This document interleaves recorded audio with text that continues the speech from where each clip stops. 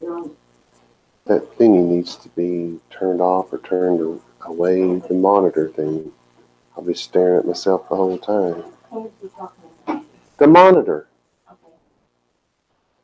Turn it off or turn it away from me or something. Yes. Well, it's supposed to.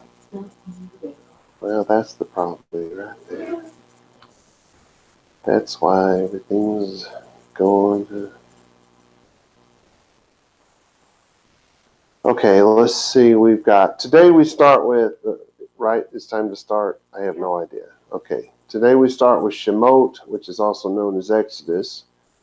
Chapter 39, and we begin with 17. In English, very literally, it would say, and he gave they. I wanted to talk about that word. The root word is Natan. It's where we get the name Nathan. Natan, Nathan, depending on the vowel sounds, vowels you use can change that from any to just say anything, right?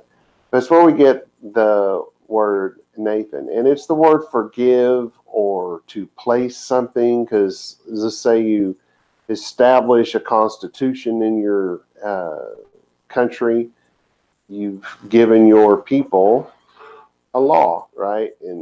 But remember, in Hebrew, one word is used for a lot of different things because it's few words, lots of meaning, and our world is lots of words, very little meaning.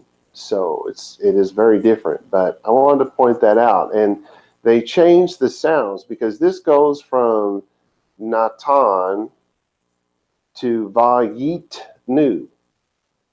And usually if the word at the end of it sounds like nu, we would write us. It would be, and he gave us. But the last letter in this word is the nun, which is the end sound for us.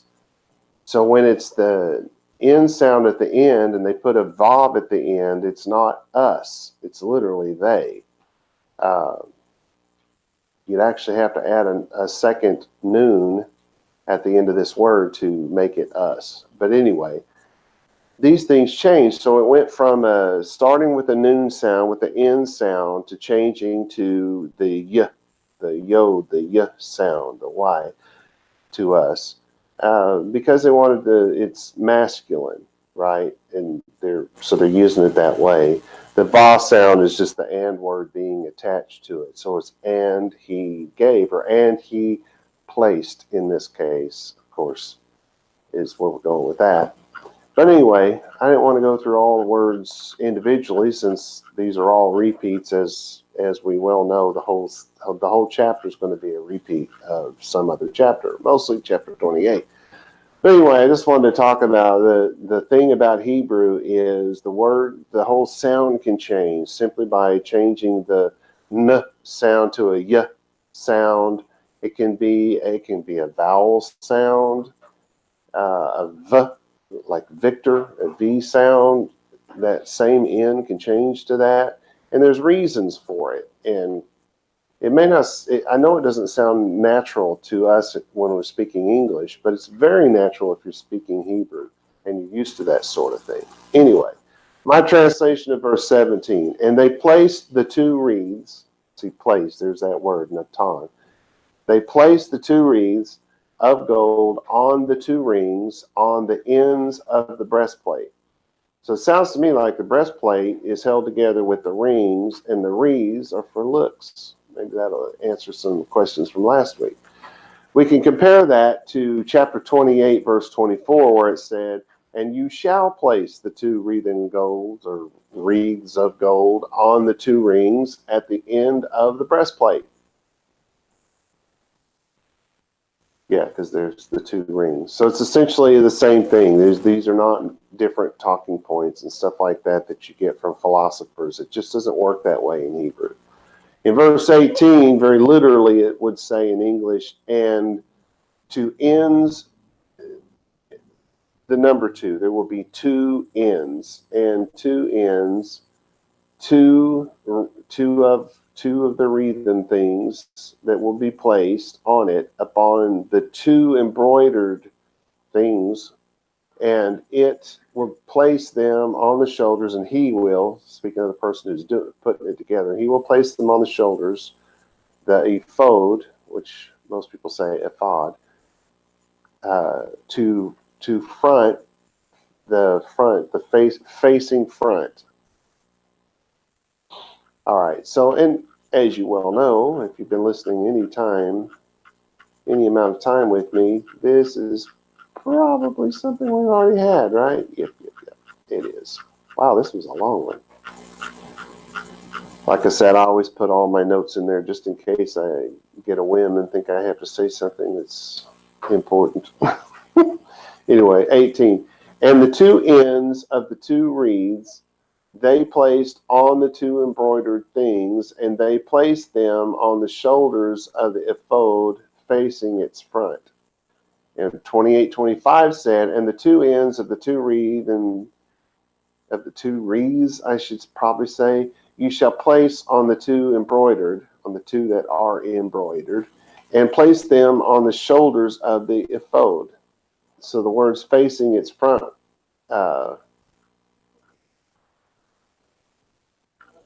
Okay, both of them say that. I was thinking one of them didn't have that, but they both did. Rashi said, he wrote that it faced the outside and not the robe. Because there'd be some question, particularly among people who didn't have the text, it wasn't available to them.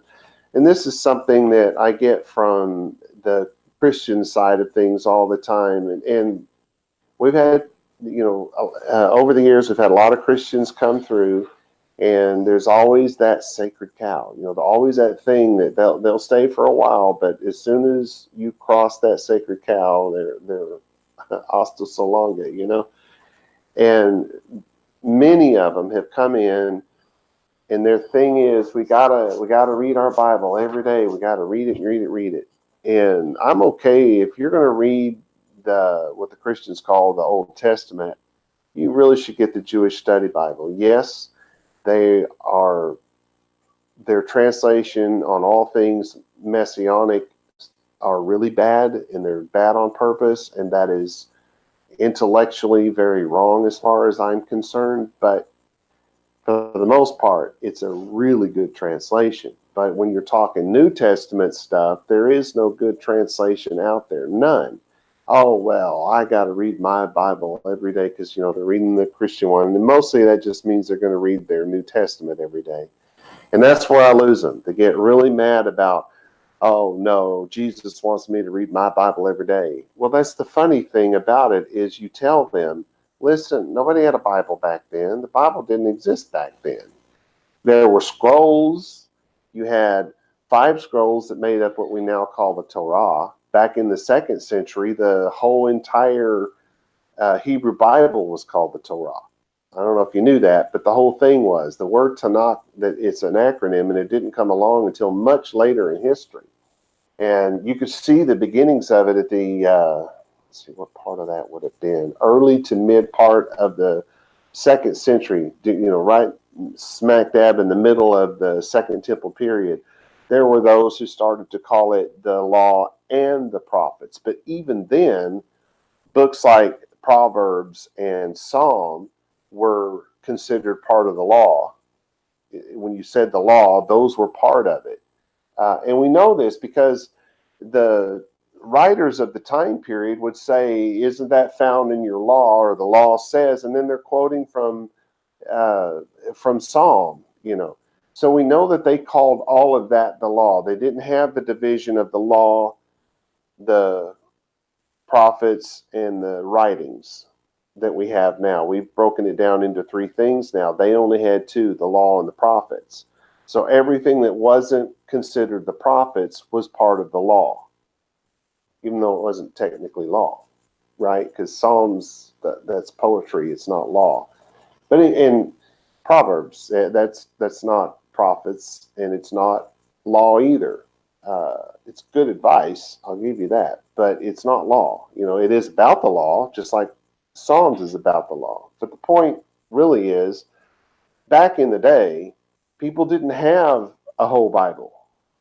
if a family had the wherewithal to save up enough money, your upper middle class family, a year's worth of their salary is what it would have cost them to buy a single scroll. Most of them purchased Leviticus. And they didn't sit around in their home reading that every day. They just didn't. Because in their time, in the biblical period, all the way through the Second Temple period, the only one that was allowed to teach the law was a doctor of the law. And if you got caught teaching the law and were not a doctor of the law, you'd be dragged into a synagogue and whipped severely. And that's just the reality of it. Yeah, it was ugly back then. Life was a lot harder than it is now. And consequences were swift and awful sometimes. And so they just didn't do that. People didn't sit around. They didn't have the ability to do that, right? So this whole idea of sitting around reading the Bible, that's not really a biblical thing. I don't say it's a bad thing, but if you're reading a bad translation and you're reading things that are in violation of God's law and you don't know that, it's going to cause you to do things and believe things you shouldn't. So I tell people not to do that, but it gets me in a lot of trouble. I'm just saying. Verse 19 literally would say, and made they 2 rings gold, and put they upon 2 ends the breastplate upon edge, that to ever the ephod inward. Is that really ever? Let me go. Look at that. That sounds a little weird to me. On 2 ends, the breastplate, upon the edge, that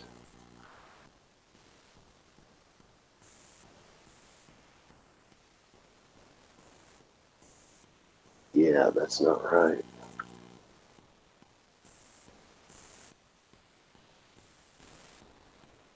Strange.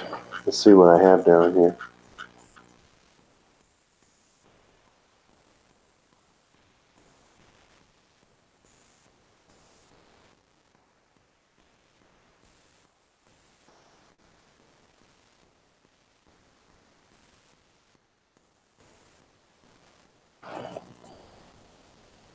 Okay, so that's inward.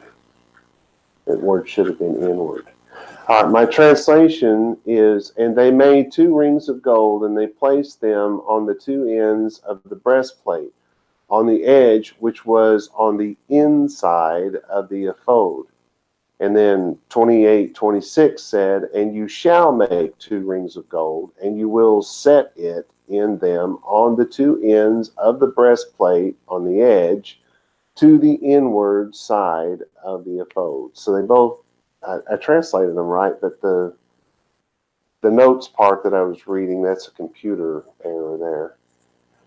Of the words on the edge, Rashi wrote that the rings were at the bottom of the breastplate on either side facing the ephod. Kasuda wrote, that is, these are his words, and I quote, that is to say, comma, the rings shall be placed inside on the inner half of the doubled pouch upon the priest's heart and not on the outer half.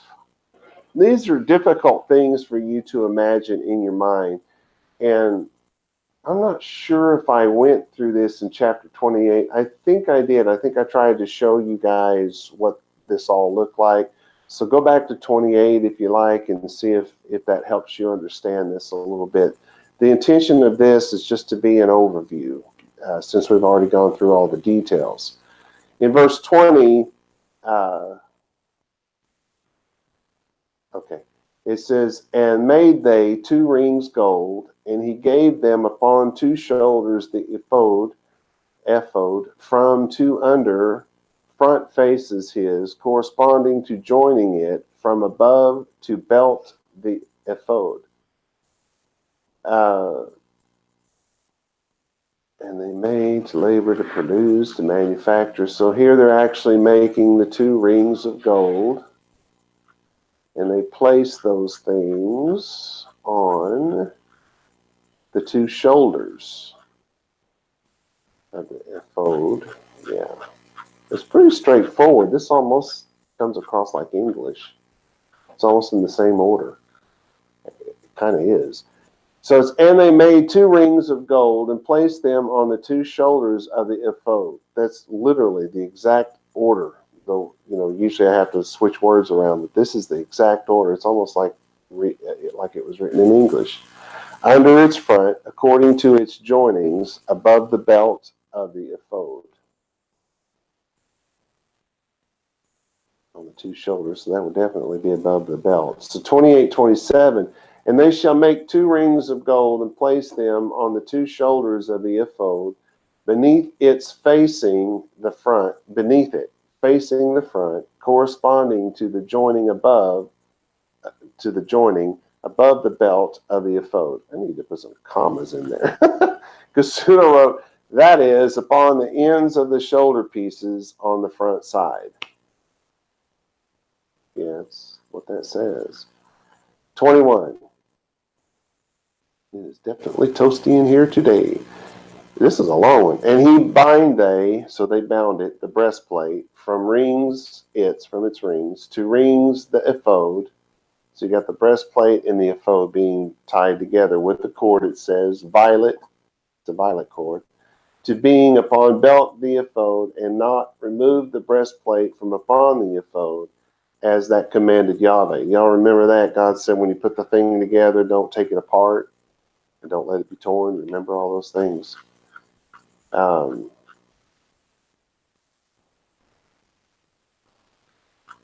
That would have really been something to see.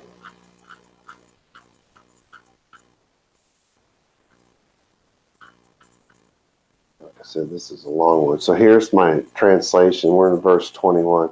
And they bound the rings of the breastplate to the rings of the ephod with a cord of violet and these rings, I'm guessing, are very small. I doubt seriously that they're really big. Maybe the size of my wedding ring, maybe a little smaller. Because if you bind it with a cord, it doesn't have to be very big. So, because I've been picturing all along these really big rings, and that just wouldn't have been comfortable for sure. They bound the rings to the breastplate, to the rings of the ephod, with a cord of violet, to be above the belt of the ephod, and the breastplate was not removed from the ephod, as Yahweh commanded Moshe. They did exactly what they were told. In 28:28 it said, and they will bind the breastplate from its rings to the rings of the ephod with a violet cord, to be above the belt of the ephod, and the breastplate shall not be removed from above the ephod. To which Kasuda wrote, by being fastened in this way to the ephod, the pouch, remember that's that thing they said was folded over so the rocks wouldn't fall out, will rest securely on Aaron's breasts. I don't know, I hope those stones are really small, because that would not be comfortable. All right, of 22, Kasuda pointed out that verses 22 through 26 deal with the robe. So we've gone from the breastplate and the ephod being all put together to now we're basically changing the subject here. We're going from that to the robe, just so you know. It says, and he made robe, the ephod, did woven work, whole violet. So it was wholly of violet. Be nice, I guess. Be pretty. Not sure I'd like violet. Give me dark purple or something. Pastels must have been in at the time. Anyway, so 22. And he made the robe of the ephod a woven work entirely violet. In 28:31 it said, and make the robe of the ephod entirely violet. So there you have the command to do it. Here we have they did it. Of the words, the robe of the ephod, Nachmanides said it was a long sleeveless garment extending from the neck to the feet.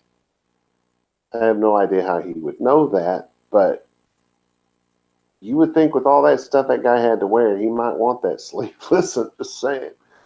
All right, entirely violet. The Babylonian Talmud in Zevachim 88b. Does anybody know what Zevachim is?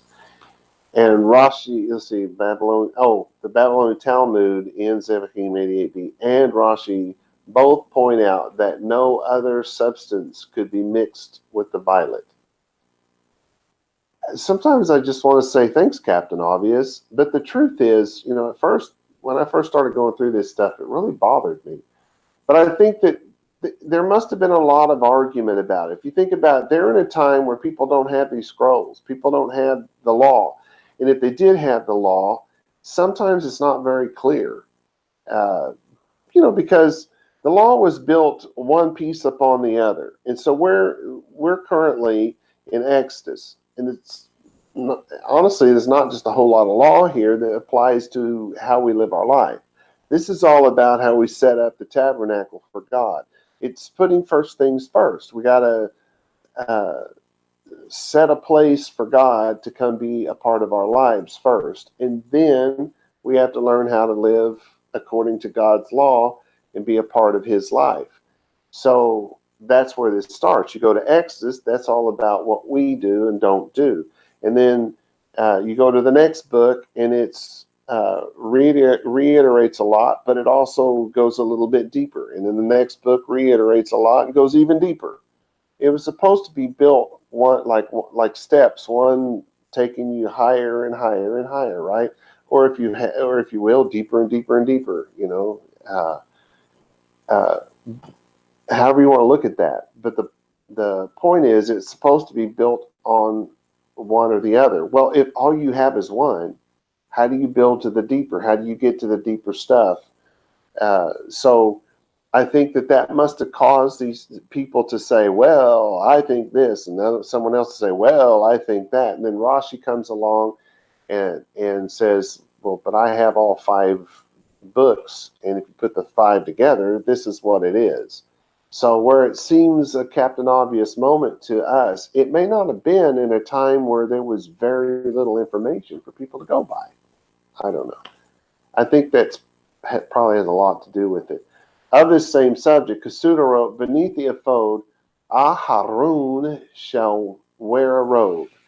He also wrote, the robe is of the same color throughout in order to point up the multi-hewn ephod that was worn over it.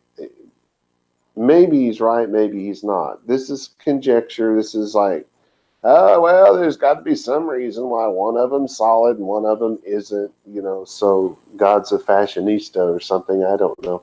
Maybe so. I mean, Kasudo could be right. I'm not saying he's wrong. I'm just saying it's just speculation. Nobody knows. All right. We have plenty of time. 23. And mouth the robe, that's the opening, in midst it, as mouth sleeveless vest, language to mouth its, round about not it torn. Language. We probably should look at that word, huh? Because I think that's off by Kyle. I've been in Texas a while, haven't I? Everybody's like, oh, I thought the guy was from Louisiana or Mississippi. Roundabout.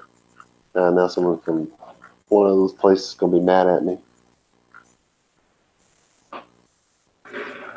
What was the word I was looking for? Oh, language. Shafah. A lip, to open the lip. In other words, to begin to speak. So we're talking of an opening. That's why the word for language winds up being here. Anyway, I just want to point that out. So, verse 23, and an opening of the robe in its middle, like the opening of a sleeveless vest, the lip of its mouth, or the lip of its opening around it, not torn. Must have been a thing back then. 28:32 said, and the opening of it will be in the middle of the head. This goes around the neck. The lip around the opening will be a work of a weaver, as the opening of the sleeveless vest. So that's how who was that? Rashi that said it was Nachmanides said it was a sleeveless vest. This is probably how he knew that, because it does say sleeveless vest. In the opening will be the work of a weaver, as the opening of a sleeveless vest, or the sleeveless vest, so it will not be torn. Oh, so what it's saying is you make it this particular way so that it won't get torn in the process of pulling it over their head and putting it on, taking it off, and all that over time. That's the idea. Of the words in the middle of the head, Kasuda wrote, in other words, the robe shall not be open in front along its length, but the priest shall put his head through the hole of the flexible neck. Think of it as a poncho or like a sweater. You got to pull your head through it. It's not open in front. Because when they say robe, we think of our bathrobe. It's not like that. But the priest shall put his head through the hole of the flexible neck. This opening had indeed to be pliant in order to allow the passage of the priest's head. But at the same time, it had to be strong so that it should not tear when stretched to enable the head to go through. Brown driver Briggs, Brown driver and Briggs, argued that the idea of a coat of mail is not beyond the realm of possibility. And as I pointed out the first time we went through this, they did have coats of mail back this far back. They had them in Egypt before the time of the Exodus. How do we know? Because they dug one up, and it was in unbelievable condition. It was in really good condition. We could tell exactly what it was. And you saw a picture of that. So if you want to see that again, I think chapter 28 is where I showed you guys that picture. I'm now going to show you that's where I said I'm now going to show you one. So that's where that came from. Of the word around, Onkelos' Shemot by Drauzine and Wagner says that Onkelos used the word surround, but stated that it was only indicated, which of course I disagree, since around and surround are the same thing in Hebrew. Of the words will be torn, Rashi and the Babylonian Talmud in Yoma 73a both state that a negative law is found in that it is now a sin to tear the vest. OMG. Capital letters, by the way. Or as God would say, oh my me. Just saying. This is a clear case of Hellenized Western thinking overtaking the idiomatic Jewish text.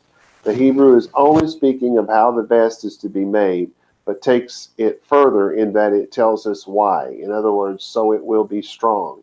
There is no negative command here. It is nonsense. All right. Verse 24. And made they upon hymns the robe, pomegranates, violet and purple, and scarlet crimson from twisted. Remember, the from twisted was from fine linen. All righty.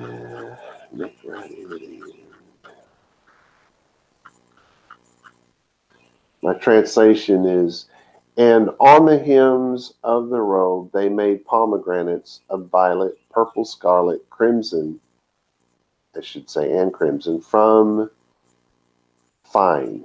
Because it just says from twisted. It doesn't actually use the word linen. So it's from fine material. That's the best we could say. I mean, you'd have to even add material if you're going to do that, because it doesn't say. In 28:33, it said, and you will make pomegranates of violet, purple, scarlet, and crimson surrounding its hem with bells of gold in the midst of them being the pomegranates, all the way around. Of the words in the midst of them, Onkelos, Saadia, Rashi, and Maimonides, in his Mishneh Torah, all agree that the bells were hung between the pomegranates. So they think they alternated. There's an old saying in Judaism, ask 4 Jews any question and you'll receive 8 answers. I'm a little shaken by this paradigm shift. Somebody stopped the third rock from the sun I want off. Here's an actual case of 4 Jews having one opinion. I may need a moment to recover. Oh, wait. Nachmanides and the Babylonian Talmud in Zevachim 88b both believe that the bells were inside the pomegranates. Okay, all right. I'm okay now. Whew, man, that was close, people. Anywho, in 25, and made they bells gold pure, and he gave they, or placed it, the bells, in the midst of the pomegranates, upon hymns, the robe, round about, in midst the pomegranates. So you can see why, because it sounds like it's saying in the middle of the pomegranates. So you see that Nachmanides and the Babylonian Talmud have a reason for saying it. I disagree with it, but at least they have a reason for it, because in the midst kind of sounds like in the middle, right? All right, I'm pretty sure we've already had this. Let me check to make sure, because I think it's the whole entire chapter this time. Yes. So my translation, and they made bells of pure gold, and they placed the bells in the midst of the pomegranates, in or on the hems of the robe around, in the midst of the pomegranates. That's literally what it says. So in 2834, I have it translated as an idiom, many bells of gold and pomegranates. Because what they said was bells of gold and pomegranates, bells of gold and pomegranates. So that's idiomatically means many bells and gold, many bells of gold and pomegranates. Then it goes on and says, on the hem of the robe all the way around. So the issue here is not to make you think that the bells were inside the pomegranates or the pomegranates were inside the bells, which would make more sense if you think you got a bell and the pomegranate's going ding, ding, ding. I'm sorry. I'm just imagining that in my head, and it's just funny to me. You know, you get these guys that are very literal, very Hellenized in their thought. They don't really know real Judaism. They only know Dark Ages Judaism, which is very different than biblical period Judaism. And the language is very different at the time. So they're taking something very literal that should not be literal. It was said to make you understand that there were a lot of these things on there, and they turned it into something that it wasn't. All right, in 26, says, bell and pomegranate, upon hymns the robe, round about to minister as that commanded Yahweh to Moshe. Although I don't think it said to Moshe, I just think it says Yahweh Moshe. Let's take a look at that and make sure I'm right about that. Yeah, use the word et instead of le. Would have been le to make it to. But it's kind of the same thing. It's the arrow that points, so we would translate it Yahweh to Moshe. All right, 26, I have a bell. In italics, I have then a pomegranate, a bell in italics, then a pomegranate, on the hems of the robe around it, for ministry as Yahweh commanded Moshe. So here it's making it clear that it's every other one, not that there's one inside the other all the way around. It's very, very clear here. 2834, again, I put it as the idiom that it was intended to be, many bells of gold and pomegranates, because it said bells of gold and pomegranates, bells of gold and pomegranates. They repeated it on purpose so that you would know there were many bells of gold and pomegranates on the hem of the robe. So this is the same verse, by the way. Okay, let's see. In moving into 27 through 29, Kasuto pointed out that those verses 27, 28, 29 deal with the other priestly garments. He also pointed out that in these verses, the details of the order of the service and the consecration of the priest are omitted. You can find them, of course, in chapter 28 and verses 41 and 43, if you like. But they're omitted here. Why? Well, because they've already been told how to do this. They didn't feel like they needed it again in this summation. So literally 27 says, and made they the tunics, linen, did woven work to Aharon and to his children. This one's pretty straightforward. Nothing's jumping out at me here. So my translation, and they made tunics of linen, made of a woven work for Aharon and for his children. So what's a tunic? It's not a talit. This is not the time period for this. The talit is Second Temple period. In this time, this is more like, this is the one thing I keep telling you, the only thing that they got right in the Ten Commandments with Charlton Heston was that he wore a tunic. We call them ponchos nowadays, but it's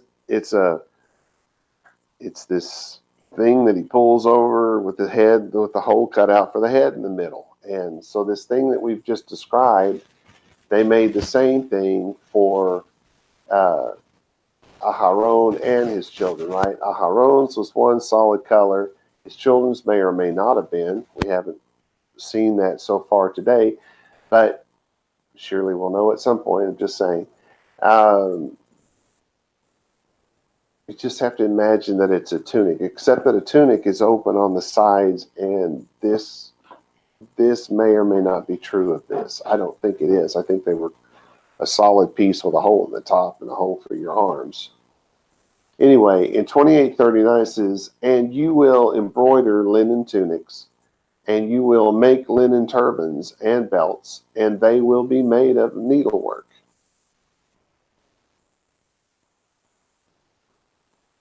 Okay, we got the tunic part. Made of needlework. Kasuda wrote, worked in a pattern of checkers, after the style still usual today of tablecloths and napkins. For this reason, the tunic is called in verse 4 a tunic of checker work. Apparently, this was the customary way of making stately tunics. You guys have seen this, if you've ever seen anyone from the Middle East with the checker work on the Arabs will wear the checker work. You know, they'll lay it over their head, and then they have the little roundy thing that holds it in place. You guys know what I'm talking about? That's what Kasuda was proposing here, that this began with the Jews. Kasuda also wrote, the head covering consisted of a long kerchief, which could be wrapped and wound round the head so as to give it a high and majestic shape.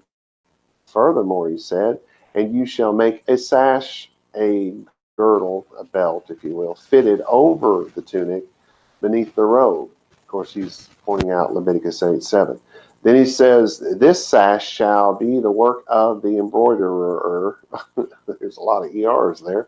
Further on in 39:29, it is stated that it was made like the ephod and the pouch of fine twined linen and deep violet and dark red and scarlet wool. Thus, its manufacture was similar to that of the screen for the doorway of the tabernacle in 26:36. He went on to say, the vestments of the other priests were to be like the garments of Aharon mentioned at the end of verse 39 in this chapter. No, that's probably I don't know what chapter. I'm really not sure. It's either 39 or 26. So it's either 26:39 or 39:39. I'm not sure. I didn't write it down. Sorry about that. It's 39:30. Does 26? I talked about the bronze altar and grading. Okay, what about 26?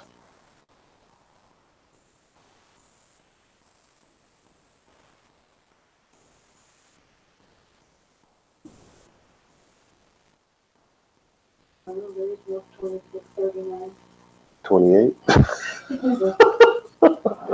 Those are the three that we've been running back and forth through. Yeah. Okay, so it's 28. 28:39.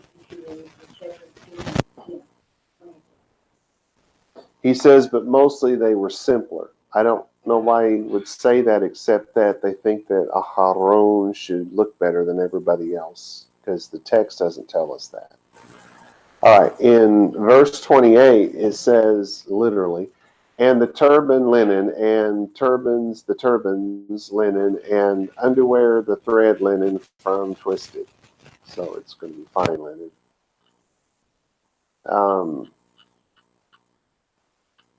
My translation, and the turban of linen, and the turbans of linen, and the thread of the underwear from fine linen, because that's really what it says. I don't know what else to tell you. In 29, it literally says, and the belt linen from twisted, and blue and purple and scarlet crimson did needlework, or native needlework, as that commanded Yahweh Moshe, right? I think, if anything, Kasuda was certainly right about it looking like the door, the entrance going first into the tabernacle, and the gate that would have led to the court before the tabernacle. These are all exactly the same colors, probably would have been made in the exact same way. And in doing so, by making their outfits look like that, they would stand out. You'd be able to know who was the priest and who was the high priest for sure, because he would have had the real fancy stuff with the jewels on it. But they would have stood out, and this is not stuff that would have been common among the people. You know what I'm saying? And I don't think that even rich people would have worn something that would have made them look like a priest. That might have been not a good thing for them. Anyway, so my translation of 29, and the belt from fine linen, blue, purple, scarlet, crimson, made of needlework, and as Yahweh commanded Moshe. I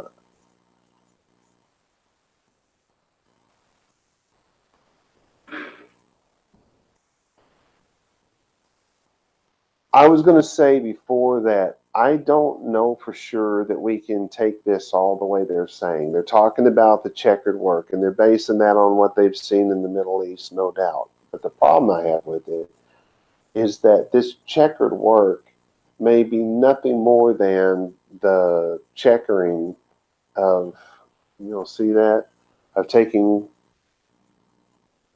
threads and running them through like this, cross-threading them. That makes it checkered. So I tend to think it's this way. I don't think it's really what we see in the Middle East today. Although there's no doubt that came from it, because once everything went Hellenized and everything went Western, they probably did start making it look like checkers. All right. Kasudo now says a new feature, however, is introduced here, namely, I guess what that's supposed to say, the designation of the plate as the holy diadem. So let's take a look at it. Literally it says, and made they plate separation the holy, gold pure, and he wrote they upon it from writing carvings, seal holy, from carvings of the seal. What they wrote was holy to Yahweh. Yeah, we've had this because this is that little plate that goes on the forehead. So we've already gone through the details of this one. So my translation, and they made the holy flower of separation, the diadem, there's two ways to look at that, of pure gold, and they wrote on it a seal with carved writings. And what it said was, holy to Yahweh. Or Kodesh Yahweh was what it really said. We compare that to 28:36, and you will make a flower of pure gold, and you will engrave on it a carved seal. Holy to Yahweh, that's what it's supposed to say. Even Ezra wrote that it was not like a crown, as it did not go all the way around the head, or all the way around the turban, as he said. It was instead something that was attached to the turban. So if you want to know what that looks like, go watch the new Wonder Woman, how she takes that little plate and somehow sticks it on her forehead and it stays there. I guess she had to have a plate put in and at some point from hitting her head on one of them bad guys, and so now it just magnets. Anyway. The word flower. I help myself out. Nobody's helping me here. The word flower. Kasuda wrote, nazit, which is the word, is to shine, sparkle, and hence the signification flower, whose colors gleam in the midst of the grass or among the branches of a tree. And hence it also denotes the brightness of a golden crown. Compare it to Psalm CXXXII. I have no idea what that is. 132:18. Thank you, Donna. But upon himself, on the king's head, his crown will shed its luster. I see why he's saying that, because that's what apparently Psalm says. Upon his head, his crown will lose its luster. The plate of the high priest is also a kind of crown or diadem, he said. And later on, that'd be 29:6, it is actually designated the Holy Crown. But it differs from a diadem in that it does not encompass the entire head, but is placed only on the front half of it, namely on the forehead. And he says, verse 38. He also wrote, the plate is not included in the list of vestments given in verse 4, which I'm guessing that's chapter 28, right? Where'd I get this? Yeah. So it should be 428. Since only the woven garments are enumerated there, or it could be this chapter. It's either 28 or this one. I'm not sure what he's talking about, because he didn't give me the chapter. So in verse 4, since only the woven garments are enumerated there, whereas the plate is not a real article of apparel in the usual sense of the word. It is an adornment, the decoration, in other words, made wholly of gold, and consequently it is not mentioned above, even though it is also according to the formula used there. Of the words holy to Yahweh, Onkelos actually wrote these words in Hebrew. He did this because it was a direct quote. Maybe he did, maybe he didn't. We don't know that. I'm just saying. Kasuda wrote, the inscriptions worn on the shoulders and heart of the priest indicate that he represents the tribes of Israel. Whilst, it says, the words he carries on his forehead proclaim that both he and those whom he represents, as well as all the services he performs as a priest, are completely holy to the Lord. Again, it's all speculation. They're just making stuff up. We don't have anything to say about this verse, so we're just going to throw some stuff in. It's all speculation. Maybe they're right, maybe they're not. All right. Now, speaking of verse 31, Kasuda wrote, the duplication of lists of this kind is common in the epic poetry of the ancient East, and it represents one of the characteristic features of the literary tradition of the Orient. So he's basing that on his studies of the, what's that stuff called? I'm drawing a blank here. The epic poetry. Where'd that come from? You guys know what I'm talking about. I can't. I'm just drawing a complete blank here.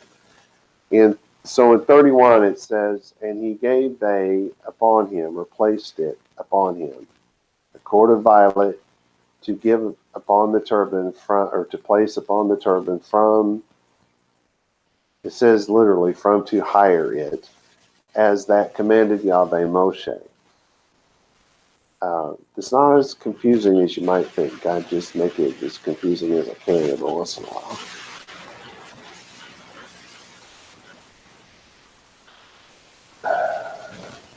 And they made on it, speaking of the flour, and they made, or whatever you want to call that thing, they made on it on a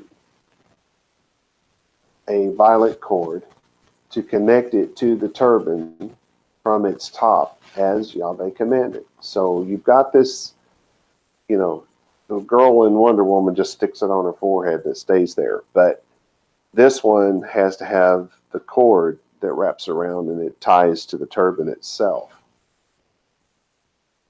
But anyway, in 28:37 it says, and you will place it, speaking of the flour, on a violet cord, and it will be on the turban facing front, and it will be on the turban. Of the words, a violet cord, Kasuto wrote, put it on a lace of deep violet. That means you shall fasten the plate by a ribbon or fine cord of deep violet, which was apparently inserted into two holes at the two extremities of the plate, one on the right.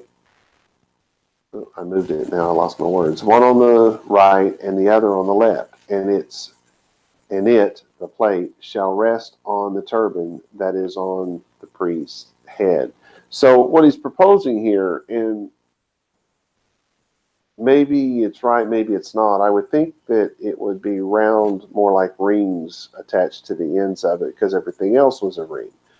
But if you can think of a watch, and they have basically there's a little post on each side, and they have the band that comes around it. If you took the band off and you took just a piece of string and went and looped it through that edge and looped it back up through the other edge, then you could tie that band on your hand to hold your watch on.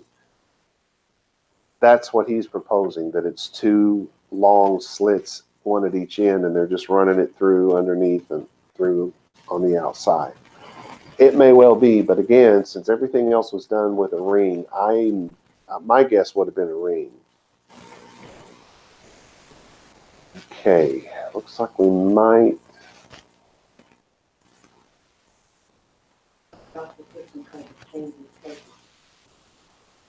So do this one.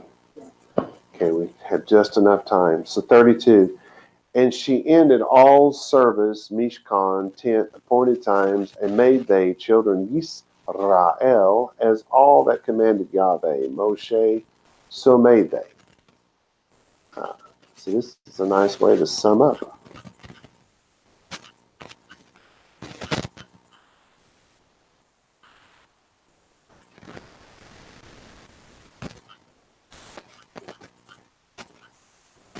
All right.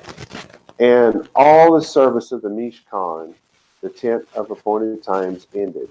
And all the children of Israel did all that Yahweh commanded Moshe. So they did. Or so they had completed. The service of the Mishkan. The construction of the Mishkan, everything is now complete. This means that it is time to actually erect the tabernacle.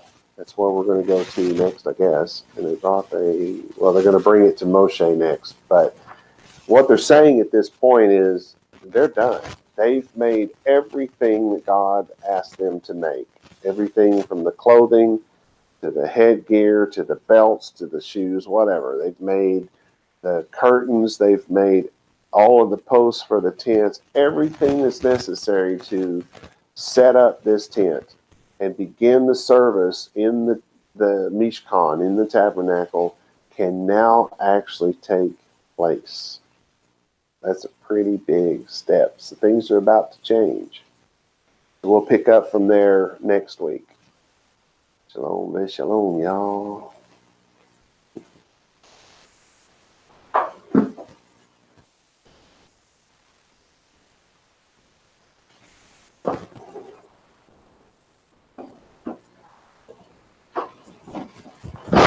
Oh my goodness gracious.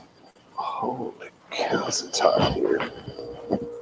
I do not go back to sleep. Oops, I better turn this off.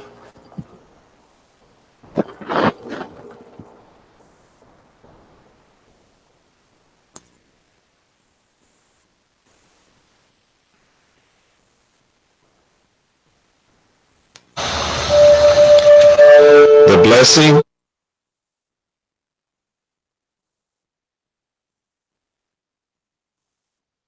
בעברית, יברך יהוה ויש מרעך, יאר יהוה פניו אליך ויהונך, יישא יהוה פניו אליך וישם לך shalom. And in English, may Yahweh cause you to lie down so that you may rest. May he touch and caress you. May he prepare you for what is ahead. May he watch over you. May he keep you from harm. May he cause goodness to grow in you and take away the bad. May he arrange your life and cause you to flourish. May he cheer you up and gladden your heart. May he cause his light to shine through you. May he show you tenderness, favor, and love in his presence. May he show you kindness and be delicate towards you. May he show you his generosity, mercy, compassion, and desire for you as it comes forth from the depths of his soul. May he lift you out of your pit and deliver you from the things that hold you prisoner. May he draw you to his chest and cast his eyes on yours. May he show you his love and desire for you as he cradles you in his arms. May he bear your punishment and pardon you of your sin. May he take you for his bride. May he establish a foundation in you. May he place his name on your heart and mind and make your body his temple. May you be his treasure. May you always be on his mind. May he draw you near and comfort you when you are afraid. May he assure you there is nothing to fear because he is with you. May you and all that concerns you be at peace because he is your friend.